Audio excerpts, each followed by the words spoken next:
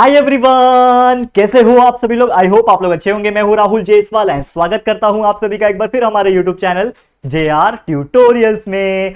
तो दोस्तों, कैसे हो आप सभी लोग। सबसे पहले तो यार मुझे बताओ कि आप लोग की पढ़ाई कैसे चल रही है। दिवाली भी कंप्लीट हो चुका है और मैं पूरी यकीन करता हूं, उम्मीद करता हूं कि आपने बहुत अच्छे तरीके से सेलिब्रेट किया होगा दिवाली। लेकिन अब समय आ गया है दोस्तों कि दिवाली को भूल जाओ। अब आ गया है कि आपको बहुत अच्छी तरीके से पढ़ाई पे फोकस करना है। अब पढ़ाई यानी कि देखो, आप लोग का बोर्ड एग्जाम है 12th स्टैंडर्ड वालों। आप लोग का बोर्ड एग्जाम में लगभग डेट भी आ चुका है अप्रॉक्सीमेट 21 फरवरी में। यानी कि अभी से अगर हम काउंट करेंगे तो सिर्फ हमारे पास लगभग 90 डेज बचे हुए, 90 to 100 डेज बचे हुए। तो यार मतलब अगर हम सोचें कि ये जो समय है, ठीक है, ये जो समय है इसको अगर हम यूटिलाइज ना करेंगे ना, तो मुझे नहीं लगता कि यार बच्चे अच्छे स्कोर कर पाएंगे। तो यार मैं आप लोग से एक रिक्वेस्ट के तौर पे बोलता हूं कि अभी से अपनी जो कोर स्टडी है ना, कोर लर्निंग है ना, उसकी पढ़ाई शुरुआत कर दो। अच्छी तरीके से पढ़ो। ये जो 3 महीना है, 3 साढ़े 3 महीना जो भी टाइम बचा है ना, इसमें भी आप अपना 100% एफर्ट लगा दोगे ना, तो भी आपके 80 to 90% आपके बोर्ड एग्जाम में कहीं नहीं गए, बहुत अच्छी तरीके से आप निकाल सकते हो। करेक्ट है, क्लियर है दोस्तों। चलो तो फिर आज का जो टॉपिक है हमारा वो है 12th स्टैंडर्ड का मैथ्स 1 यानी कि पार्ट 1 का जो चैप्टर नंबर 2 मैट्रिसेस हमने स्टार्ट किया हुआ था। एक लेक्चर हमने कंप्लीट किया, उसके बाद लगभग दिवाली आ गया था तो हमने 2-4 दिन वीडियोस नहीं डाले। लेकिन कोई बात नहीं, अभी आपको कंटिन्यू लेक्चर वीडियोस मिलेंगे, रोज मिलेंगे, टेंशन बिल्कुल मत लेना। बहुत बाकी सब्जेक्ट्स भी बेहतरीन तरीके से चल रहे हैं। तो यार मैं आपको बताना चाहूंगा एक्सरसाइज 2.1 आज स्टार्ट हो जाएगा हमारा, जिसका नाम है आज का लेक्चर नंबर 2 है। इसमें एक्सरसाइज 2.1 हम लोग कंप्लीट करने वाले हैं। मैट्रिसेस क्या होता है, इसका पूरा डिटेल, प्रॉपर्टीज वगैरह ये सभी चीज मैंने लेक्चर नंबर 1 में, इसके पहले का जो लेक्चर था उसमें एक्सप्लेन किया हुआ है। तो लेक्चर नंबर 1 जरूर से देखना अगर आपको इस चैप्टर का बेसिक समझना है। तो आज से हमारा एक्सरसाइज स्टार्ट हो रहे हैं। तो again all the very best exams के लिए। अच्छी तरीके से पढ़ते रहो and keep studying hard. Board exams target है हमारा 90% टारगेट है, जरूर लाना है। और साथ ही में अगर आपको कुछ भी डाउट है, मुझसे बातें करना चाहते हो, पूछना चाहते हो, मेंशन करना चाहते हो, ये मेरा आईडी है इंस्टाग्राम का, जरूर से मुझे फॉलो कर लेना इंस्टाग्राम पे एंड मुझे आप मेंशन भी कर सकते हो। ठीक है, चलो आ जाते हैं टॉपिक पे। तो सबसे पहले आप देख सकते हो question number 1 of this exercise number 2.1। अब ये जो एक्सरसाइज आपको दिख रहा है, इसमें पहला क्वेश्चन जो पूछा है, apply the given elementary transformation. याद है आपको, हमने एलिमेंट्री ट्रांसफॉर्मेशन पढ़ा था। एलिमेंट्री का मतलब होता है जो इसके अंदर के जो एलिमेंट्स है 1 0 -1 3, ये क्वेश्चन है, ये सेकंड क्वेश्चन है। तो इसके अंदर के जो एलिमेंट्स होते हैं, मैट्रिसेस के अंदर के जो एलिमेंट्स होते हैं, उसको ट्रांसफॉर्म करना। या तो रो से रो ट्रांसफॉर्म हो सकता है, या तो कॉलम से कॉलम ट्रांसफॉर्म हो सकता है। ये हमने ऑलरेडी स्टडी किया है। तो पहला क्वेश्चन आपको देख पा रहे हो आप, दैट इज पहला दिया हुआ है a इज इक्वल टू 1 0 -1 3। ये आपका मैट्रिसेस है और इसमें आपको क्या करना है, R1 चेंज टू R2 करना है। मतलब R1 जो है यानी रो 1 जो है, इसको इंटरचेंज करना है। ये सिंबल आ गया, मतलब क्या है, इंटरचेंज। मैंने आपको पढ़ाया था इसके पहले लेक्चर नंबर 1 में। इसके लिए मैं बोल रहा हूं कि इसके पहले का जो लेक्चर नंबर 1 था इस चैप्टर का, अगर आपने नहीं देखा तो जाके देख लो। लगभग 6-7 दिन पहले मैंने डाला हुआ है, थोड़ा स्क्रॉल कर लेना, वीडियो सेक्शन में आपको मिल जाएगा। ये वीडियो डायरेक्ट सर्च करोगे तो भी मिल सकता है। तो R1 को R2 से इंटरचेंज करना, ऐसा क्वेश्चन में ही बोल के रखा है। तो सबसे पहले मुझे बात बताओ क्या था। ऐसे जो होता है हॉरिजॉन्टल, ये होता है आपका रो। तो ये पहला वाला जो 1 और 0 जो है, ये वाला, ये रो 1 है। फिर नीचे -1 और 3 वाला जो है, ये रो 2 है। वैसे ही ये 1 और -1 वाला, ये कॉलम 1 है C1, और ये 0 3 वाला क्या है, कॉलम 2 C2। समझ में आया। ये तो आपको जानते हो, ये 2x2 मैट्रिक्स है। वैसे 3x3 मैट्रिक्स भी होता है। टोटल 9 एलिमेंट्स प्रेजेंट होते हैं। तो सबसे पहले इसको क्या करना है, R1 को R2 से इंटरचेंज करना है। मतलब हमारा जो नया A बनेगा वो क्या बनेगा, R1 के जगह पे R2 आ जाएगा। मतलब R1 1 0 है, उसके जगह पे क्या लिखेंगे, -1 और 3 लिखेंगे, और 1 और 0 नीचे आ जाएगा। आ गया answer. This is your final answer, खत्म। बस क्या किया आपने, इंटरचेंज किया। रो 1 जो था उसको रो 2 की जगह पे किया, रो 2 को रो 1 की जगह पे। इसको हम लोग बोलते हैं इंटरचेंज करना, ट्रांसफॉर्म करना। तो R1 को R2 से ट्रांसफॉर्म कर दिया। सेकंड क्वेश्चन आप देखो क्या बोल रहा है कि B इज इक्वल टू, यहां पे दिया हुआ है, ये 2/3 मैट्रिक्स है, ठीक है।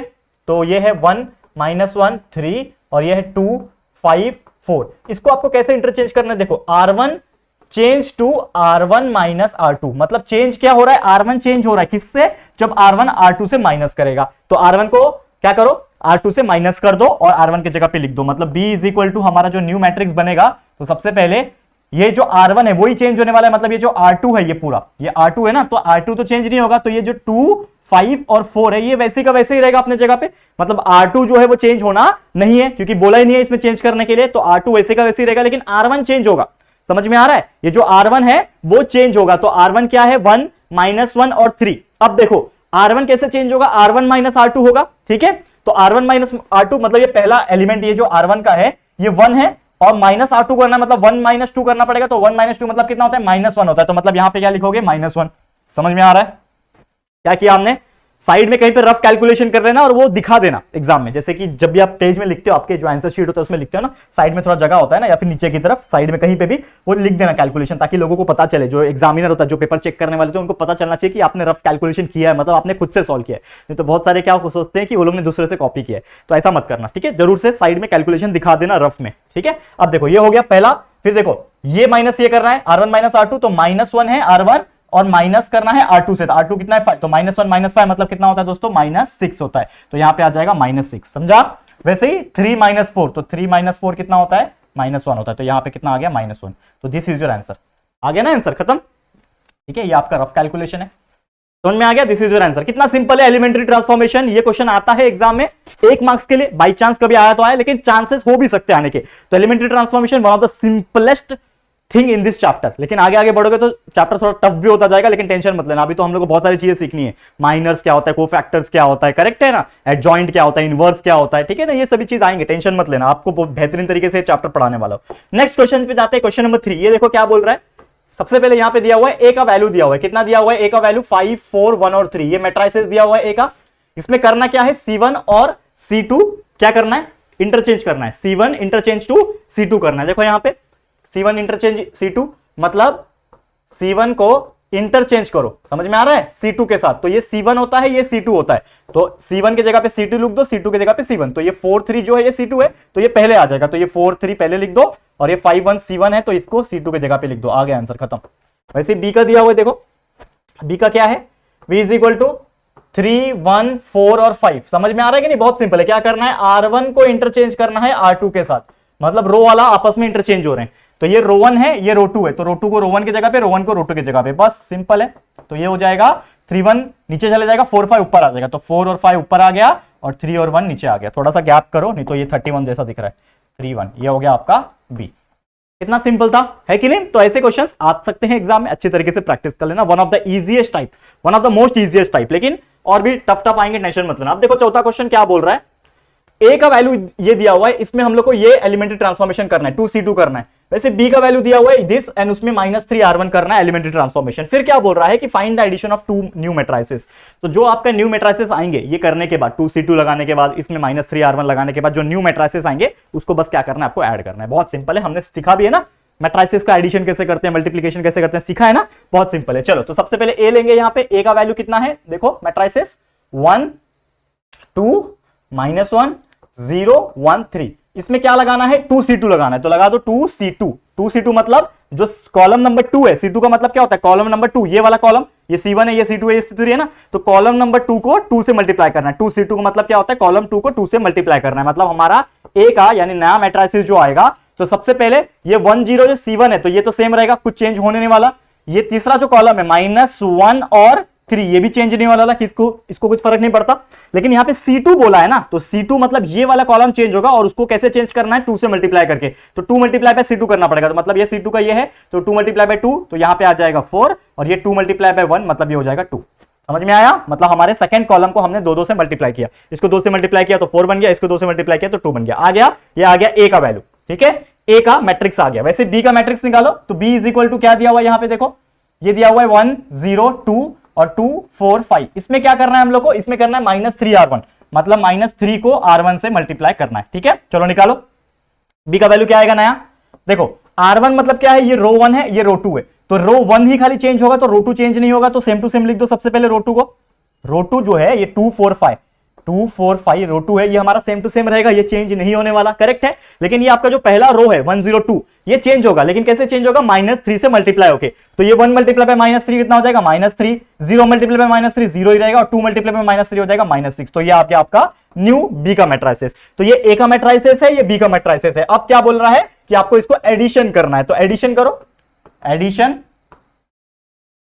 Addition of 2 new matrices, addition of 2 new matrices. क्या है नया मैट्रिसेस, मतलब ए प्लस बी करना है, तो मतलब ए हमारे लिए कितना है, देखो ये है 1, 4, -1, ये है 0, 2 और 3, करेक्ट है, ये ए का हो गया।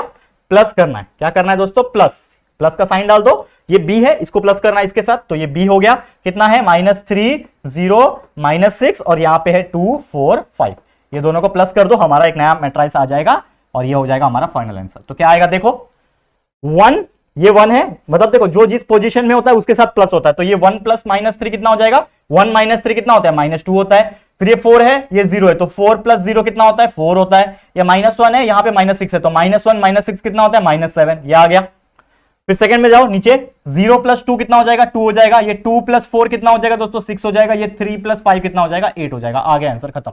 This is your new matrices. Addition करने के बाद जो दोनों नया मैट्रिसेस जो आए थे, ए वाला नया, बी वाला नया, ये दोनों को भी ऐड कर दिया तो हमारा जो वैल्यू आ गया वो क्या आ गया, that is this one, -2 4 -7 2 6 8। This is the perfect answer. Clear है, समझ में आ गया कितना इजी था, है कि नहीं दोस्तों, बहुत इजी है। तो इसी प्रकार के क्वेश्चंस आ सकते हैं आपके एग्जाम में, तो अच्छी तरीके से प्रैक्टिस करते रहना, ठीक है। हम चलेंगे हमारे अगले एग्जांपल की तरफ। अब देखो अगला एग्जांपल क्या है, बहुत सिंपल। अगेन क्या दिया हुआ है, A = ये 3/3 का मैट्रिक्स दिया हुआ है, इसमें 3 टाइम्स R3 करना है और उसके बाद C3 + 2C1 करना है, मतलब C3 + 2C2 करना है, मतलब दो बार चेंज करना है। एलिमेंट्री ट्रांसफॉर्मेशन दो बार करना है, कोई बात नहीं, कर लेंगे। पहले लिखो इसको, A = मैट्रिक्स कितना है हमारा, 1 - 1 3, यहां पे है 2 1 0 और ये है 3 3 1। ये हो गया हमारा मैट्रिक्स, लिख दिया हमने, समझ में आ रहा है, लिख दिया अच्छी तरीके से। अब इसमें क्या करना है, सबसे पहले 3R3 करना है, मतलब इसमें मुझे जो R3 रहेगा उसके साथ 3 मल्टीप्लाई करना है, तो नया बनेगा। तो A = क्या बन रहा है, नया क्या बन रहा है, देखो 3R3, मतलब R3 मतलब क्या है, ये पहला रो, ये दूसरा रो, ये तीसरा रो, मतलब ये जो है ये तीसरा रो है, R3 है ये। अब R3 को मैं 3 से मल्टीप्लाई करूंगा तो ये तो चेंज होगा, लेकिन बाकी दोनों ऊपर के जो रो है वो चेंज नहीं होंगे। तो सेम टू सेम लिख दो। सबसे पहले क्या है मेरा, 1 - 1 और ये 3 और नीचे वाला 2 1 0, ये दोनों चेंज तो नहीं होने वाले, ये वैसे ही रहेंगे। लेकिन तीसरा जो है R3 करना है 3 के साथ, मतलब ये 3 × 3 9 हो जाएगा, ये 3 × 3 9 हो जाएगा, ये 3 × 1 3 हो जाएगा। तो ये आ गया आपका नया मैट्रिक्स, ये आपका पहला स्टेप कंप्लीट हुआ। उसके बाद क्या करना है, एंड देन C3 + 2C2, मतलब ये जो आया ना इसमें आपको अगेन क्या करना है, C3 + 2C2 करना है। इसी में आपको C3 + 2C2, मतलब आपका जो C3 है ये C1 होगा, ये C2 होगा, ये C3 होगा। तो ये C3 जो है इसमें 2 टाइम्स जो C2 होगा वो प्लस करना है, मतलब चेंज क्या हो रहा है आपका, C3 ही चेंज होगा, ये जो कॉलम है यही चेंज होगा। तो ये पहले दो कॉलम सेम रहेंगे, तो नया वाला जो बनेगा, देखो यहां पे ध्यान से, यहां पे A = तो नया वाला जो बनेगा ये 1 2 9 सेम रहेगा, 1 2 9 ये सेम रहने वाला है। ये सेकंड कॉलम भी सेम रहेगा, -1 1 और 9, तो -1 1 और 9 ये भी सेम रहने वाला है। लेकिन ये जो तीसरा कॉलम है इसमें क्या करना है आपको, C3 + 2C2, मतलब इसको C3 वाले कॉलम को, इसको ये सेकंड वाले कॉलम को 2 से मल्टीप्लाई करके प्लस करना है। तो कैसे प्लस होगा, तो ये C3 है, मतलब C3 कितना है, 3, C3 कितना है, 3 है यहां पे, तो 3 प्लस फिर क्या है 2C2, मतलब ये जो C2 है इसके पहले वाला C2 है ना ये कॉलम, तो C2 का ये -1 × 2, तो 3 + -1 × 2। समझा ये चीज। अब नीचे वाला ये 0 है, लिख दो 0 प्लस हो गया C3 + 2 टाइम्स C2, मतलब 2 × 1, ठीक है, ये हो गया। अब तीसरा क्या है, C3, मतलब ये 3 + 2 टाइम्स C2, मतलब 2 × 9। समझा। अब बस आपको कैलकुलेट करके फाइनल आंसर लिखना है, ठीक है। ये तो सेम रहेगा, 1 2 9 यहां पे सेम है, ये भी -1 1 और 9 सेम है, समझ में आ रहा है। अब ये जो है 3 + -1 × 2, तो -1 × 2 इज -2, 3 - 2 कितना होता है, 1 होता है। 0 + 2 × 1 2 होता है, 0 + 2 इज नथिंग बट 2, ये हो गया। 2 9 18 + 3 इज 21, तो ये आ गया आपका फाइनल आंसर, खत्म। This is the final answer. कितना आसानी से कर लिया। तो देखो ये तो शुरुआत है, ये जो आपने किया ना अभी 2 स्टेप्स, ये एक एलिमेंट्री ट्रांसफॉर्मेशन, ये दूसरा एलिमेंट्री ट्रांसफॉर्मेशन, मतलब 2 स्टेप आया इसके अंदर। लेकिन मैं आपको बताऊं, जैसे जैसे आप इस चैप्टर में आगे बढ़ोगे ऐसे 4 4 5 5 6 6 7 7 बार आपको रो चेंज करना पड़ेगा, कॉलम ट्रांसफॉर्मेशन करना पड़ेगा, तब जाके आपके कुछ वैल्यूज जो है अच्छी तरीके से आ पाएंगे, ठीक है। लेकिन उसके लिए टेंशन मत लेना, आपको लगेगा कि बहुत हार्ड है, लेकिन जैसे जैसे हम पढ़ाते जाएंगे आपको इजी लगने लगेगा और आप प्रैक्टिस भी करते जाना सेम साइमल्टेनियसली, तो आपको बहुत अच्छी तरीके से समझ में आ जाएगा, कोई टेंशन वाली बात नहीं है। क्लियर है, समझ में आ गया। चलो आगे बढ़ जाते हैं, नेक्स्ट क्वेश्चन पे जाते हैं। ध्यान से देखना क्या बोल रहा है अगला क्वेश्चन। अब यहां पे पूछा है यूज अ सुटेबल ट्रांसफॉर्मेशन, मतलब हमें खुद से एक ट्रांसफॉर्मेशन करना है, या तो रो चेंज करो या तो कॉलम चेंज करो, ठीक है, ट्रांसफॉर्मेशन करना है। अब to convert into an upper triangular matrix, तो सबसे पहले ये होता क्या है समझो। एक होता है अपर ट्रायंगुलर मैट्रिक्स, ठीक है, अपर ट्रायंगुलर मैट्रिक्स, ये शायद मैंने आपको पढ़ाया है, नहीं पढ़ाया होगा तो कोई बात नहीं, वापस से बता देता हूं, ठीक है। एक होता है लोअर ट्रायंगुलर मैट्रिक्स, इसको समझो होता क्या है। तो सबसे पहले हम लोग बात करेंगे अपर ट्रायंगुलर की। तो अपर ट्रायंगुलर में क्या होता है, समझ लो 2 बाय 2 का मैट्रिक्स है। तो अगर यहां पे 0 आया और ऊपर के जो कुछ एलिमेंट्स हैं ये इस प्रकार है, तो इसको बोलते हैं अपर ट्रायंगुलर मैट्रिक्स। मतलब ये ऊपर नंबर कुछ भी हो सकते हैं, माइनस प्लस, बड़े नंबर छोटे नंबर कुछ भी हो सकते हैं, लेकिन यहां पे जो एक्सट्रीम लेफ्ट कॉर्नर है, ये आपको दिख रहा है, ये 2 बाय 2 मैट्रिक्स में एक्सट्रीम लेफ्ट कॉर्नर है, यहां पे अगर 0 आ रहा है तो इसको कहेंगे हम लोग अपर ट्रायंगुलर मैट्रिक्स। तो ये 2 बाय 2 का एग्जांपल है, 2 क्रॉस 2 का मैट्रिक्स रहेगा तो। लेकिन अगर 3 क्रॉस 3 का मैट्रिक्स है तो समझ लो 1 2 3, ठीक है, 4 0 5, सॉरी एक सेकेंड, 0 1 2 0 0 3, समझ लो। तो इस प्रकार से अगर आपका मैट्रिक्स है, मतलब आपका जो एक्सट्रीम लेफ्ट कॉर्नर है, इसमें ये जो 3 नंबर जो दिख रहे हैं आपको, ये अगर 0 है तो इसको बोलते हैं अपर ट्रायंगुलर मैट्रिक्स। तो ये 3 बाय 3 का एग्जांपल है, ये 2 क्रॉस 2 का। तो याद रखना, अगर एक्सट्रीम लेफ्ट में 0 है 2 बाय 2 में, तो ये अपर ट्रायंगुलर है। वैसे ही 3 बाय 3 है तो ये 3 एलिमेंट्स 0 होने चाहिए, तब जाके इसको बोलेंगे हम लोग अपर ट्रायंगुलर मैट्रिक्स। अपर ट्रायंगुलर क्यों? अपर की तरफ, ऊपर की तरफ ट्रायंगुलर मैट्रिक्स फॉर्म कर रही है। This is the triangular part, ठीक है, this is the triangular part. तो ये अपर ट्रायंगुलर मैट्रिक्स है। वैसे यहां पे भी आप देखो, this is the upper triangular matrix. वैसे इसका उल्टा होता है लोअर ट्रायंगुलर। तो लोअर कैसा होता है बताता हूं, ध्यान से देखना। समझा अपर ट्रायंगुलर क्या होता है? लोअर ट्रायंगुलर समझ लो, लोअर में उल्टा रहेगा बस। 2 बाय 2 में क्या हो जाएगा, अपर, यहां पे 0 आएगा, 1 2 3, ये हो गया लोअर ट्रायंगुलर। लोअर में ऊपर की तरफ 0 रहेगा। वैसे 2 क्रॉस 2 में भी अगर देखा जाए, ठीक है,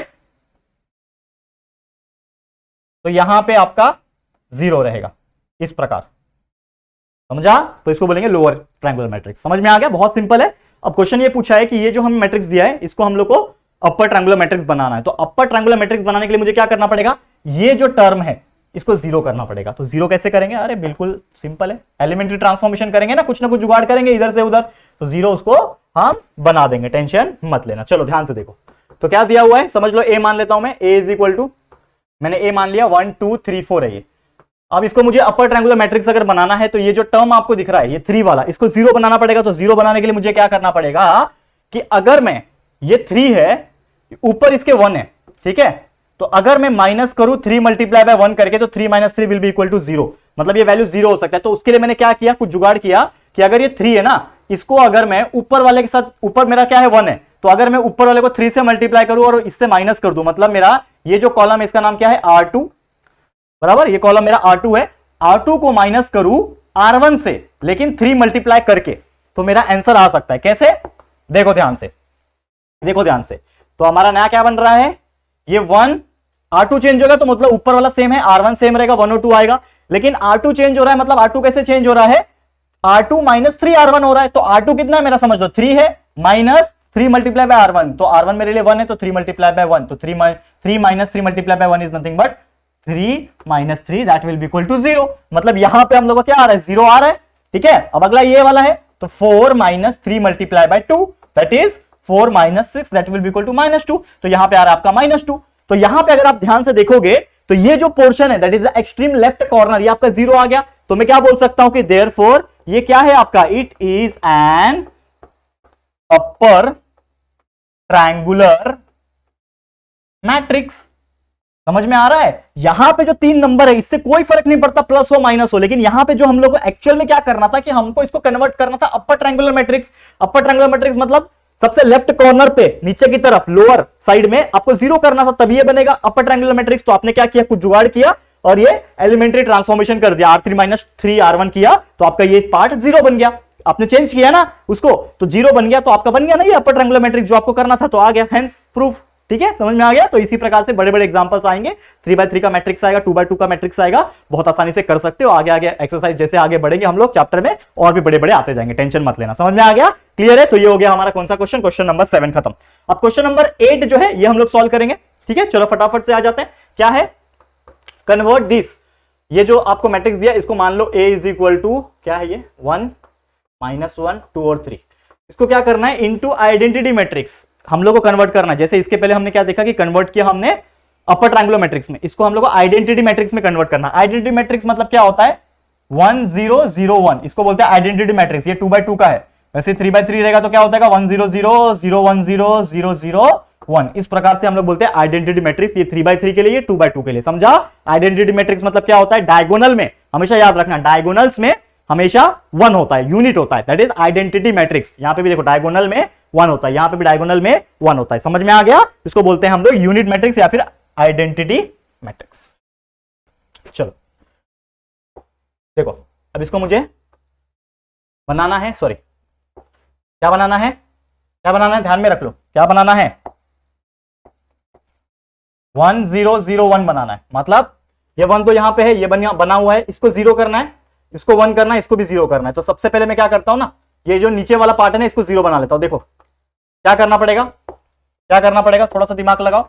ये है ना R2 है, इसको मगर मैं ऊपर वाले के ऊपर 1 है ना मेरा, तो मतलब R1 से अगर मैं माइनस कर दूं, ठीक है, ये वाले को R1 से माइनस करूं तो 1 बचेगा, लेकिन अगर 2 मल्टीप्लाई कर दो तो 0 हो जाएगा। कैसे हो जाएगा देखो, तो A इज इक्वल टू क्या हो जाएगा, ये R1 सेम रहेगा, दैट इज 1 और -1 सेम रहेगा, लेकिन नीचे क्या है R2 माइनस 2 R1 ना, तो मतलब 2 minus 2 multiply by 1 that will be equal to 0, मतलब ये वाला पार्ट मेरा 0 हो गया। वैसे इसको करो तो 3 माइनस 2 मल्टीप्लाई बाय -1, तो ये कितना हो जाएगा, 3 minus 2 multiply bye minus plus 2 हो जाएगा, दैट इज इक्वल टू 5। तो हमारा इधर पे आ गया 5। समझा?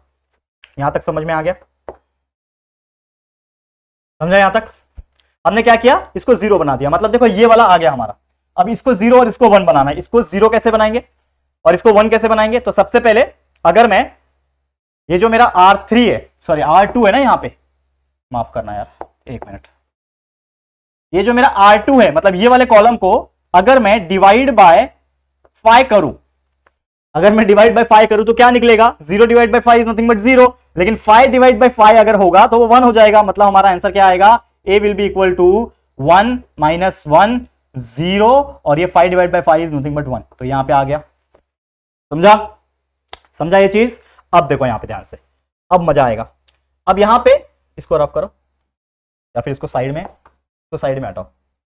ये हम लोग को ऐसा करना है, आइडेंटिटी मैट्रिक्स या फिर यूनिट मैट्रिक्स। ओके, अब देखो ये A is equal to this value. समझा? अब मुझे 1 0 1 आ गया, लेकिन ये जो पोर्शन है इसको 0 करना है। तो ये 0 कैसे होगा, ये -1 अगर ये 1 के साथ प्लस हो जाए तो -1 + 1 0 होता है, मतलब ये 0 बन सकता है। तो मुझे क्या करना पड़ेगा, ये कॉलम 2 है, इसको क्या करना पड़ेगा, कॉलम 2 को क्या करना पड़ेगा, बताओ क्या करना पड़ेगा, प्लस करना पड़ेगा कॉलम 1 के साथ, तो मतलब C2 + C1। तो हमारा चेंज क्या होगा, कॉलम 2 चेंज होगा, मतलब कॉलम 1 सेम रहेगा, दैट इज 1 और 0 सेम है, लेकिन ये कॉलम 2 चेंज होगा, तो ये -1 है, मतलब कॉलम 2 प्लस किससे करना है, कॉलम 1 से, तो -1 + 1 मतलब 0, और ये 1 + 0 इज ऑल्सो 1, तो ये आ गया हमारा 1 0 0 1, जो कि एक क्या है, आइडेंटिटी मैट्रिक्स है कि नहीं, है कि नहीं आइडेंटिटी मैट्रिक्स। तो आ गया answer, that is A is equal to this value, and हम लोग क्या बोल सकते हैं, कन्वर्ट कर दिया इनटू आइडेंटिटी मैट्रिक्स में। क्लियर है? समझ में आ गया? ये आपका यूनिट मैट्रिक्स आ गया, सॉरी ये आ गया। हम इससे दूसरा मेथड से भी कर सकते थे, A multiply by A inverse is equal to I, that is identity matrix. तो हमारा यहाँ पे A इनवर्स का वैल्यू अगर आप निकालोगे, ये जो वैल्यू निकलेगा तो वो आ जाएगा आपका आइडेंटिटी मैट्रिक्स। ठीक है, तो इस प्रकार से भी आप कर सकते हो। क्लियर है? समझ में आ गया? ओके, तो ये था हमारा क्वेश्चन नंबर 8। अब अगला जो क्वेश्चन है, क्वेश्चन नंबर 9, ये भी एक एलिमेंट्री ट्रांसफॉर्मेशन है, जो कि बहुत सिंपल है, वो मैं आप लोग के लिए छोड़ रहा हूं, बहुत सिंपल है, बहुत आप लोग के लिए अपर ट्रायंगुलर मैट्रिक्स का एग्जांपल है, तो ये मैं चाहता हूं कि आप लोग जरूर से होमवर्क के तौर पे ले ले। तो आज के लिए इतना ही, ये वीडियो इसी के साथ होता है समाप्त। इसका मतलब ये है कि ये जो हमारा पूरा एक्सरसाइज नंबर 2.1 है, ये हो गया टोटली अच्छे से कंप्लीट। अब इसके बाद न्यू कॉन्सेप्ट आएंगे और एक्सरसाइज 2.2 भी जल्दी जल्दी स्टार्ट हो जाएगा। तो आप लोग बस बने रहना हमारे साथ, प्यार दिखाते रहना। और सबसे इंपॉर्टेंट चीज 12वीं के बच्चों, आपको मैं बता रहा हूं, देखो हम थोड़ा सा लैग कर रहे हैं सिलेबस में, लेकिन मैं आपसे वादा किया हूं कि लास्ट में आपके लिए रिवीजन आएगा, बेहतरीन तरीके से आएगा। तो आप लोग बस अच्छी तरीके से पढ़ाई करते रहना, ठीक है। चलो फिर आज के लिए इतना। ये वीडियो कैसा लगा प्लीज हमें कमेंट करके जरूर से बता देना। वीडियो पसंद आया है, अच्छा लगा है दोस्तों, तो प्लीज वीडियो को लाइक कर देना, अपने दोस्तों के साथ जितना हो सके शेयर कर देना। और अगर फर्स्ट टाइम आए हो चैनल पे, अभी तक चैनल को सब्सक्राइब नहीं किया है, तो फटाफट से हमारे चैनल को सब्सक्राइब कर देना, बाजू में बेल आइकन को प्रेस कर देना, ताकि फ्यूचर में हम कभी भी कोई भी वीडियोस को अपलोड करेंगे तो आप लोग को नोटिफिकेशन मिलती रहेगी। ठीक है फ्रेंड्स, तो जल्दी मिलेंगे हमारे न्यू वीडियो में, तब तक के लिए thank you and good bye.